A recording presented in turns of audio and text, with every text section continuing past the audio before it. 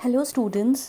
आज हम अपने सोशियोलॉजी का यानी समाजशास्त्र का 11th क्लास का फर्स्ट चैप्टर जो है समाजशास्त्र एवं समाज वो करने जा रहे हैं। सब बच्चे ध्यान से सुनेंगे और समझेंगे चैप्टर को। पहला जो है हमारा, हमें ये जानकारी होनी ज़रूरी है कि समाज क्या है यानी सोसाइटी क्या है। सोसाइटी जो है, समाज जो है, एक सामाजिक संबंधों का जाल है।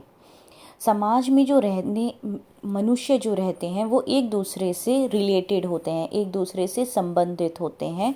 तो और जो उनके बीच में संबंध पाया जाता है, समाज जो है वो सामाजिक संबंधों का जाल कहलाता है। अब समाज की हम जानकारी करेंगे कि समाज जो है वो क्या है, उसकी विशेषताएं क्या हैं, क्या उसके फीचर्स हैं। तो समाज जो है वो अमूर्त है। समाज कोई चेयर या टेबल की तरह नहीं है जिसे हम छू सकते हैं। समाज जो है वो लोगों से बनकर मिला है। तो समाज जो है वो अमूर्त है, यानी उसका कोई हम उसको डिज़ाइन करके बता नहीं सकते कि ये समाज है। तो जो समाज जो है वो क्या है, अमूर्त है, यानी उसकी कोई मूर्ति हम नहीं बना सकते। समाज में समानता और विभिन्नता पाई जाती है। समाज में क्या पाई जाती है, समानता भी पाई जाती है और भिन्नता भी पाई जाती है, यानी सिमिलैरिटीज़ और डिफरेंसेस दोनों ही समाज में पाए जाते हैं। समाज क्या है, पारस्परिक सहयोग एवं संघर्ष है। समाज में सहयोग भी होता है और संघर्ष भी होता है। आश्रित रहने का नियम है। हम लोग क्या है, समाज, हर इंसान जो है, ह्यूमन बीइंग है, वो अकेला नहीं रह सकता। उसे एक दूसरे का सहारे की ज़रूरत होती है। हम एक दूसरे पर आश्रित रहते ही हैं। क्योंकि एक इंसान खुद में सेल्फ सफिशिएंट नहीं हो सकता। अगर एक टीचर है तो उसे स्टूडेंट्स की ज़रूरत है, स्टूडेंट्स जो है उन्हें टीचर्स की ज़रूरत है, टीचर्स जो है उन्हें प्रिंसिपल की भी ज़रूरत है। अब हम स्कूल में रहेंगे तो हमें क्लीनलीनेस की भी ज़रूरत है, तो हमें पियोन की ज़रूरत है, हमें सेफ्टी के लिए गार्ड की ज़रूरत है, हमें क्लीनलीनेस के लिए कि पानी वानी के लिए देखने के लिए प्लम्बर वगैरह की ज़रूरत है। तो जो समाज जो है हमारा, वो क्या है, वो एक दूसरे पर आश्रित है। आश्रित रहने का नियम है वहाँ पर। और समाज परिवर्तनशील है, यानी आज समाज ऐसा है तो ज़रूरी नहीं है वो समाज आज से 10 साल बाद भी वैसा ही रहेगा।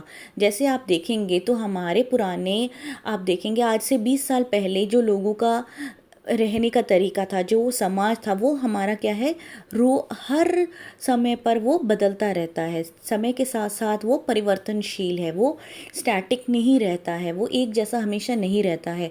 समय के साथ साथ उसके अंदर बदलाव आते हैं, चाहे वो बदलाव भाषा के रूप में हो, पहनावे के रूप में हो, हमारे कस्टम्स के रूप में हो, रीति रिवाज के रूप में हो। तो हमारे समाज में क्या आते रहते हैं, हमेशा परिवर्तन आता रहता है। ये नहीं है कि आज समाज ऐसा है तो आज से 10 साल बाद भी वैसा ही रहेगा। लोगों के थॉट्स में, लोगों के थिंकिंग पैटर्न्स में, लोगों के कस्टम्स, ट्रेडिशंस, लैंग्वेज, लाइफस्टाइल के अंदर हमेशा परिवर्तन, समय के साथ साथ बदलाव आता रहता है। अब हम नेक्स्ट में समझेंगे कि व्यक्ति और समाज में क्या संबंध है। मनुष्य एक सामाजिक प्राणी है। मनुष्य जो है वो एक सोशल बीइंग है, यानी वो समाज में रह सकता है, समाज में रहता है, और उससे समाज की में जो है वो एक दूसरे के ऊपर डिपेंड है। वो अलग नहीं रह सकता, वो आइसोलेशन के अंदर अलग से नहीं रह सकता। वो एक सामाजिक प्राणी है। जब तक वो किसी से बात नहीं करेगा तो वो अपनी ग्रोथ, उसकी ग्रोथ उस हिसाब से नहीं हो पाएगी। मनुष्य के क्रियाकलाप समाज से संबंधित है। हम जो भी क्रियाएं करते हैं वो किससे संबंधित है, समाज से संबंधित है, और समाज पर ही उसका अस्तित्व और विकास निर्भर करता है। हमारा जो विकास है या अस्तित्व है, हमारी आइडेंटिटी जो है, ये किसके ऊपर निर्भर करता है, समाज के ऊपर ही। अगर एक इंसान है, हम उसको कमरे में बंद करके रख देते हैं तो क्या वो ग्रो कर पाएगा? नहीं। क्यों? क्योंकि वो एक सोशल बीइंग है। जब तक वो दूसरों से इंटरैक्ट नहीं करेगा, अपनी क्रियाकलाप नहीं करेगा, तो ना तो उसका अस्तित्व बन पाएगा, ना ही जो उसका विकास है वो हो पाएगा। क्योंकि हमारा अस्तित्व और विकास जो है वो समाज पर निर्भर करता है। मानव शरीर को जो सामाजिक विशेषताओं या गुण से अस्तित्व व्यक्तित्व प्रदान करना समाज का ही काम है। ये हमारा जो शरीर है ये एक मानव शरीर है, लेकिन इसको ह्यूमन बीइंग कैसे बन पाते हैं हम, जब तक हमारा सोसाइटी के साथ इंटरेक्शन नहीं होगा, जब तक हमारा मानव शरीर की जो सामाजिक विशेषताएं हैं या गुण हैं उससे व्यक्तित्व प्रदान नहीं होगा। हमें व्यक्तित्व कहाँ से मिलता है? हमें व्यक्तित्व जो है वो समाज में इंटरैक्ट करके, समाज में जब हम बिहेवियरल इंटरेक्शन होता है हमारा एक इंसान का दूसरे इंसान के साथ, तो तब हम क्या करते हैं, बहुत सारी चीज़ें सीखते हैं और हमारा जो व्यक्तित्व है वो बन पाता है। इस दृष्टि से व्यक्ति समाज पर अत्यधिक निर्भर है। यानी अगर हम इस दृष्टि से देखें कि अपने विकास और व्यक्तित्व की दृष्टि से देखें, तो जो एक इंसान है यानी व्यक्ति जो है वो समाज पर बहुत ज़्यादा निर्भर करता है। व्यक्तियों के बिना सामाजिक संबंधों की व्यवस्था नहीं पनप सकती।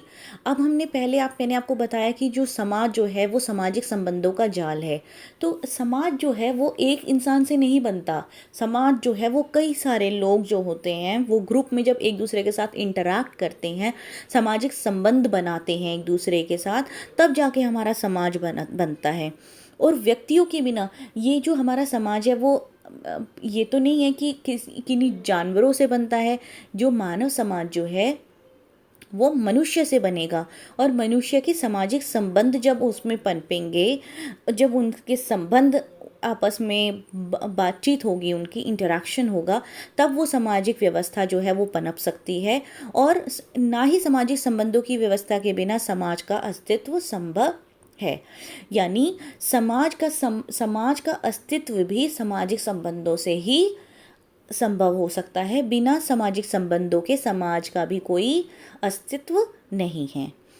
अब हमारा जो नेक्स्ट टॉपिक आता है वो है बेटा मानव समाज और पशु समाज। मानव समाज में और पशु समाज में हमें अंतर स्पष्ट करना है। अब हम पहला पॉइंट देखेंगे, मानव समाज बोलने, सोचने, समझने की शक्ति होती है। मानव समाज में क्या होता है, हम बोल सकते हैं, सोच सकते हैं, इसका हमारे अंदर विवेक होता है कि क्या हम बोल रहे हैं, क्या हम सोच रहे हैं, क्या जो हम बोल रहे हैं वो सही है क्या नहीं है। बट वहीं अगर हम इसको पशु समाज से डिफ्रेंशिएट करके देखेंगे तो पशु समाज तो ना तो उन्हें बोलने का समझ है, ना सोचने की समझने की शक्ति उनके अंदर नहीं है। अपनी एक संस्कृति होती है, मानव समाज की एक संस्कृति होती है, चाहे वो इंडिया हो या अब्रॉड हो, हर जगह की एक अपनी कल्चर होता है। लेकिन पशु समाज में कोई संस्कृति नहीं होती। मानव समाज स्वयं को व्यक्त करने के लिए यानी अपने आप को व्यक्त करने के लिए, अपने आप को बताने के लिए वो किसका प्रयोग करता है, कोई भी उसको परेशानी है तो वो भाषा का प्रयोग अपने आप को व्यक्त करने के लिए करता है। लेकिन पशु समाज में स्वयं को व्यक्त करने के लिए उनके पास भाषा नहीं होती। भविष्य की चिंता करता है, जो मानव समाज है वो भविष्य की चिंता करता है और उसके लिए योजनाएं भी बनाता है। जो मानव समाज जो है वो उसको फ्यूचर की टेंशन होती है। अब आप आज पढ़ रहे हो, क्यों पढ़ रहे हो? ताकि आपका फ्यूचर अच्छा होगा। तो हमें क्या है, अपने फ्यूचर की टेंशन है, उसको अपनी चिंता रहती है उसे अपने फ्यूचर की, और उसके लिए वो योजना बनाता है। अब हमें पता है कि हमें अपना फ्यूचर बनाना है तो हमें अच्छे से पढ़ाई करनी होगी। हम अच्छे से पढ़ाई करेंगे तभी हमारे 11th में अच्छे नंबर आएंगे, 11th में अच्छे आएंगे तभी हम 12th में अच्छा स्कोर कर पाएंगे, 12th में अच्छा स्कोर कर पाएंगे तभी हम कॉलेज में एडमिशन ले पाएंगे, कॉलेज में एडमिशन लेंगे तभी हम कुछ आगे फर्दर एजुकेशन या किसी नौकरी के लिए अप्लाई कर सकेंगे। तो हम क्यों सोच रहे हैं ऐसा? क्योंकि हमें अपने भविष्य की चिंता है। लेकिन जो पशु समाज होता है वो सिर्फ अपने आज की, वर्तमान की चिंता करता है, क्योंकि उसके अंदर सोचने समझने का विवेक नहीं है। इसलिए जो पशु समाज है वो मानव समाज से भिन्न होता है। अब हम पढ़ेंगे समाज में बहुलताएं और असमानताएं, यानी समाज में क्या सिमिलैरिटीज़ हैं और क्या डिफरेंसेस हैं। एक समाज दूसरे समाज से भिन्न होता है। एक समाज जो होता है वो दूसरे समाज से क्या होता है, अलग होता है। हम एक से अधिक समाज के सदस्य बनते जा रहे हैं। हम क्या हैं, एक समाज से अधिक समाज के सदस्य बनते जा रहे हैं। दूसरे समाजों से अंतः क्रिया करते हैं, उनकी संस्कृति को ग्रहण करते हैं। आज में क्या करते हैं हम, दूसरे समाज से, ग्लोबलाइजेशन के कारण क्या है, हम एक समाज जो है वो दूसरे समाज से इंटरलिंक्ड हो जाता है और हम उसकी संस्कृति को ग्रहण करने लगते हैं। जैसे कि अब आप देखिए कि पहले हमारे इंडिया में हम ट्राउज़र्स, वेस्टर्न ड्रेसेस, जीन्स ये सब नहीं पहनते थे, लेकिन क्योंकि हम एक समाज जो है वो दूसरे समाज से लिंक्ड है, तो उसमें क्या हुआ, हम एक दूसरे की संस्कृति को ग्रहण कर रहे हैं, वो भी हमारी संस्कृति को ग्रहण कर रहे हैं, हम भी उनकी संस्कृति को ग्रहण कर रहे हैं। तो इस प्रकार से आज के टाइम में जो हमारी संस्कृति है एक मिश्रित संस्कृति तथा हमारा समाज एक बहुलवादी समाज यानी एक से ज़्यादा समाज में परिवर्तित होता जा रहा है। यानी हमारा जो समाज है वो सिर्फ एक समाज नहीं, हम काफ़ी सारे समाज के हिस्से बनते जा रहे हैं और हमारी जो संस्कृति है वो सिर्फ एक संस्कृति नहीं बल्कि काफ़ी सारी संस्कृतियों को मिलाते हुए मिश्रित संस्कृति बनती जा रही है। यानी मिक्स्ड कल्चर हमारे सोसाइटी में देखने को हमें मिलता है। हमारे समाज में असमानता समाजों के बीच केंद्रित बिंदु है। हर समाज में असमानता पाई जाती है। जैसे आप इंडिया में देखेंगे, इंडिया में एक हमारी जो सोसाइटी है तो उसमें क्या है, बहुत तरह के लोग मिलते हैं। तो असमानता आप देखेंगे कि कास्ट के बेसिस पे जो निचले वर्ग के लोग हैं उनके साथ अलग ट्रीटमेंट किया जाता है। तो उस समाज में क्या हो गया, असमानता हो गई उन लोगों के साथ। अब हिंदू, मुस्लिम, सिख हैं तो जो माइनॉरिटीज़ है तो उनके साथ कभी असमानता हो जाती है। तो ये जो है समाज में समानता और असमानता दोनों ही पाई जाती है। जैसे उदाहरण के रूप में अमीर और गरीब हो गया। अब हम पढ़ेंगे जो नेक्स्ट हमारा टॉपिक है वो है समाजशास्त्र। सामाजिक संबंधों का व्यवस्थित व क्रमबद्ध तरीके से अध्ययन करने वाला विज्ञान ही समाजशास्त्र है।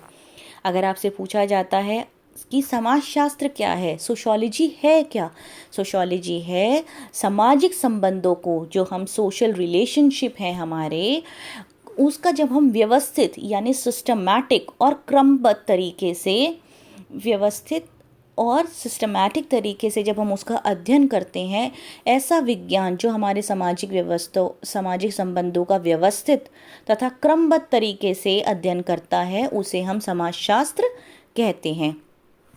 अब समाजशास्त्र को हमने दो भागों में बांट दिया है, समिष्ट समाजशास्त्र और विशिष्ट समाजशास्त्र। समिष्ट समाजशास्त्र जो होता है वो बड़े समूहों, संगठनों और सामाजिक व्यवस्थाओं का अध्ययन करता है, और विशिष्ट समाजशास्त्र जो होता है वो आमने सामने की अंतक्रियाओं के संदर्भ में मनुष्य के व्यवहार का अध्ययन करता है। नेक्स्ट, अब आपके मेन इंपॉर्टेंट क्वेश्चंस आ गए कि पूछ लिया जाता है कि समाजशास्त्र की उत्पत्ति कब हुई। समाजशास्त्र का जन्म 19वीं शताब्दी में हुआ। 19th सेंचुरी में समाजशास्त्र का उत्पत्ति हुई। समूह में क्रियाकलापों में भाग लेने के लिए आवश्यक है कि समस्याओं को सुलझाया जाए। इन्हीं प्रयत्नों और परिणाम स्वरूप में ही समाजशास्त्र की उत्पत्ति हुई। 19वीं शताब्दी के प्रारंभ में फ्रांस के विचारक ऑगस्ट कॉम्ट जो थे वो हमारे शास्त्री थे, जिनको हम फादर ऑफ सोशियोलॉजी भी के नाम से जानते हैं। और इन्होंने पहला जो हमारा समाजशास्त्र का नाम समाजशास्त्र ही नहीं पढ़ा था, पहले उसका नाम सामाजिक भौतिकी रखा था उन्होंने, यानी सोशल फिजिक्स रखा था, बट उसे उन्होंने 1838 में बदलकर समाजशास्त्र रख दिया था। इसके कारण से कॉम्टे को समाजशास्त्र का जनक भी कहा जाता है। किसको? अगस्त कॉम्ट को समाजशास्त्र का जनक भी कहा जाता है। आपसे पूछ लिया जा सकता है कि समाजशास्त्र का जनक कौन है, who is the father of sociology? So August Comte is the father of sociology.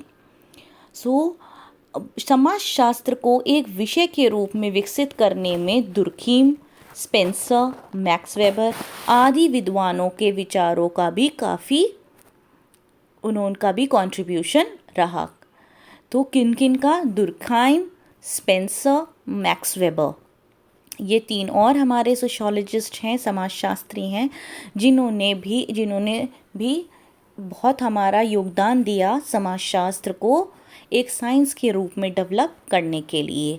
Bharat में समाजशास्त्र के उद्भव का विकास का इतिहास प्राचीन है। भारत में भी जब इसका उद्भव हुआ, ये भी एक काफ़ी हिस्टोरिकल है, ये इतिहास इसका काफ़ी पुराना है। भारत में कब आया? 1919 में मुंबई विश्वविद्यालय में। सबसे पहले जो भारत में समाजशास्त्र की उत्पत्ति हुई या समाजशास्त्र विज्ञान जो एक सब्जेक्ट आया हमारे इंडिया में, वो मुंबई में आया। मुंबई के विश्वविद्यालय में 1919 में 1919 में इसका औपचारिक अध्ययन शुरू हुआ। अब हम जानेंगे कि भारत में समाजशास्त्र के अध्ययन की आवश्यकता, भारत में समाजशास्त्र के अध्ययन की आवश्यकता क्यों पड़ी, क्यों हमें ज़रूरत है सोशियोलॉजी पढ़ने की? क्योंकि भारत में व्याप्त क्षेत्रवाद, भारत में क्या देखा जाता है? क्षेत्रवाद है, रीजनलिज्म है, भाषावाद है, लैंग्वेज के बेसिस पे साम्राज्यवाद, जातिवाद आदि समस्याओं का व्यवस्थित ढंग से सुलझाने के लिए समाजशास्त्रीय अध्ययन आवश्यक है। यानी हमारे इधर काफ़ी सारे आपको असमानताएं और बहुत सारे आपको वो दिखाई देंगे, जैसे कि क्षेत्रवाद है, डाइवर्सिटी बहुत है, तो डाइवर्सिटी के कारण असमानताएं आनी सामान्य है। जैसे क्षेत्रवाद, भाषावाद, साम्राज्यवाद, जातिवाद, ये आदि हमारे समाज में, भारतीय समाज में ये समस्याएं हैं जिनका व्यवस्थित अध्ययन करना बहुत ज़रूरी है। और व्यवस्थित ढंग से इसको अध्ययन करके सुलझाने का जो सब्जेक्ट है, वो ऐसा कौन सा सब्जेक्ट है जो इनका अध्ययन कर सकता है? वो है हमारा समाजशास्त्र। तो इसका अध्ययन के लिए इसकी आवश्यकता पड़ी। इसी कारण भारत में विभिन्न समस्याओं के समाधान हेतु समाजशास्त्र का अध्ययन अधिक लोकप्रिय होता जा रहा है। इसीलिए इस सब्जेक्ट की डिमांड इतनी बढ़ती जा रही है। दूसरे समाजों के साथ तुलनात्मक अध्ययन होता है। समाजशास्त्र जो है वो सिर्फ एक समाज का अध्ययन नहीं करता, बल्कि वो एक कंपैरेटिव स्टडी करता है, यानी तुलनात्मक अध्ययन करता है कि हमारे समाज में अगर ये हो रहा है तो दूसरे समाज में क्या हो रहा है, क्या जो हमारे समाज में हो रहा है वो दूसरे समाज में हो रहा है, या जो दूसरे समाज में हो रहा है वो हमारे समाज में हो रहा है। तो ये जो अध्ययन करता है ये कंपैरेटिव स्टडी करता है। सामाजिक गतिशीलता के बारे में पता चलता है। जब हम समाज का अध्ययन करते हैं तो हमें समाज की गतिशीलता के बारे में पता चलता है कि समाज कितना गतिशील है। How dynamic a society is. Now we will talk about समाजशास्त्र की प्रकृति की मुख्य विशेषताएं। समाजशास्त्र की प्रकृति की मुख्य विशेषताएं क्या हैं? समाजशास्त्र एक सामाजिक विज्ञान है, ना कि एक प्राकृतिक विज्ञान। यानी sociology is a social science, it's not a natural science. ये एक प्राकृतिक साइंस नहीं है, ये एक सामाजिक विज्ञान है। समाजशास्त्र एक निरपेक्ष विज्ञान है। ये क्या है? निरपेक्ष विज्ञान है, ना कि एक आदर्शमात्मक विज्ञान है। समाजशास्त्र अपेक्षाकृत एक अमूर्त विज्ञान है, ना कि मूर्त विज्ञान है। समाजशास्त्र एक सामान्य विज्ञान है, ना कि एक विशेष विज्ञान है। बस एक मुझे बोलना है।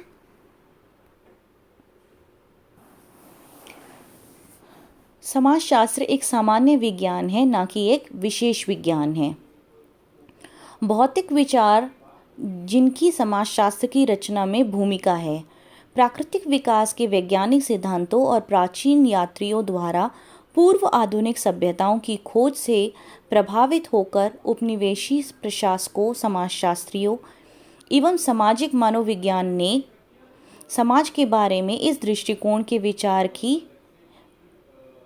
उनका विभिन्न प्रकारों से वर्गीकरण किया जाए ताकि सामाजिक विकास के विभिन्न चरणों को पहचाना जा सके।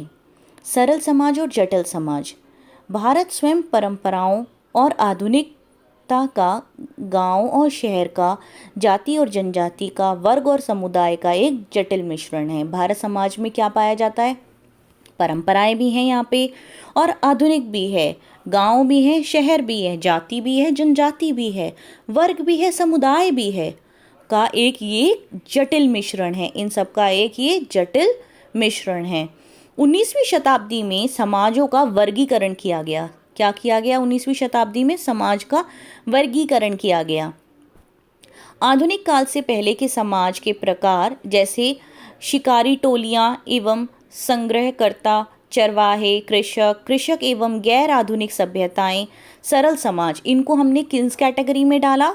जो आधुनिक काल से पहले के जो समाज थे, आधुनिक काल से जो पहले के समाज थे, जैसे कि शिकारी टोलियां यानी हंटिंग गैदरिंग्स, चरवाहे, कृषक, फार्मिंग से रिलेटेड जो थे, या जो आधुनिक गैर सभ्यताएं जो थीं उनको हमने सरल समाज के अंदर यानी प्रिमिटिव सोसाइटी के अंदर हमने उनको कैटेगराइज किया। और आधुनिक समाज जो के प्रकार जैसे आधुनिक समाज यानी जो मॉडर्न थे, टेक्नोलॉजी से रिलेटेड थे, उनको हमने जटिल समाज के बारे में, जटिल समाज की कैटेगरी में हमने उसको डाला।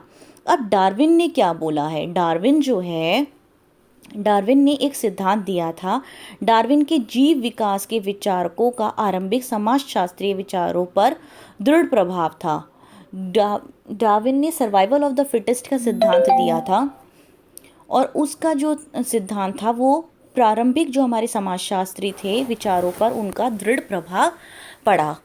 अब ज्ञानोदय और यूरोपीय बौद्धिक आंदोलन जो 17वीं शताब्दी के अंतिम वर्षों और 18वीं शताब्दी में चला, कारण व्यक्तिवाद पर बल देता है। वो किस पर बल देता है? व्यक्तिवाद पर। सरल समाज में श्रम विभाजन नहीं होता था। अगर हम सरल समाज और जटिल समाज में के भीतर हम वो करें, डिफ्रेंशिएट करें, तो सरल समाज में श्रम विभाजन होता है डिवीजन ऑफ लेबर, यानी आपके श्रम के हिसाब से आपके लेबर को जब डिवाइड किया जाता है, आपको आपके श्रम के हिसाब से आपको जब काम दिया जाता है, बच्चे को बच्चे के हिसाब से काम, बड़े को बड़े के हिसाब से, आपकी आयु के, आपकी क्षमता के अनुसार, आपकी स्किल्स के अनुसार जब आपको श्रम का विभाजन किया जाता है तो उसे श्रम विभाजन कहते हैं। तो जटिल समाजों में ये देखने को मिलता है, लेकिन सरल समाज में श्रम विभाजन को हमें देखने को नहीं मिलता है। अभी ये वीडियो हम यहीं पर ही करेंगे। आगे का नेक्स्ट वीडियो हम नेक्स्ट जो हमारा चैप्टर वो है, आगे के हमारे पॉइंट्स हैं, rest of the chapter we will do in the next videos. Thank you.